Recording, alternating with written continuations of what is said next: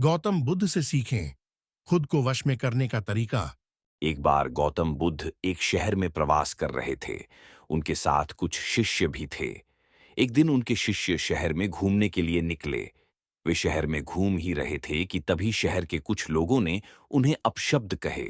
उनके बुरे शब्दों को सुनकर शिष्यों को बहुत बुरा लगा और वे वापस लौट गए। बुद्ध ने देखा कि शहर से लौटकर आए उनके सभी शिष्य बहुत क्रोध में दिखाई दे रहे हैं।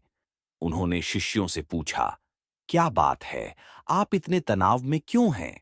तभी एक शिष्य क्रोध में बोला, हमें यहाँ से तुरंत चलना चाहिए। जब हम बाहर शहर में घूमने गए थे तो यहाँ के लोगों ने बिना वजह हमें बहुत बुरा भला कहा।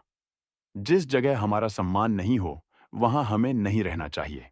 बुद्ध ने कहा, क्या किसी और जगह तुम अच्छे व्यवहार की अपेक्षा रखते हो? दूसरे शिष्य ने कहा, इस शहर से तो अच्छे लोग ही होंगे।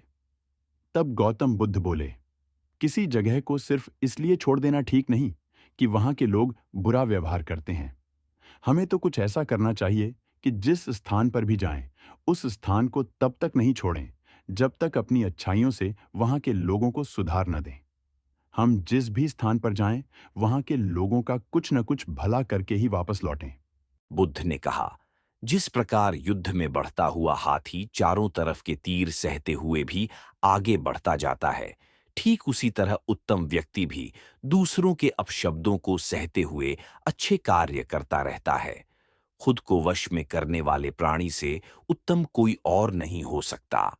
बुद्ध की बात शिष्यों को अच्छी तरह से समझ में आ गई और उन्होंने वहां से जाने का इरादा त्याग दिया। नमो बुद्धाय।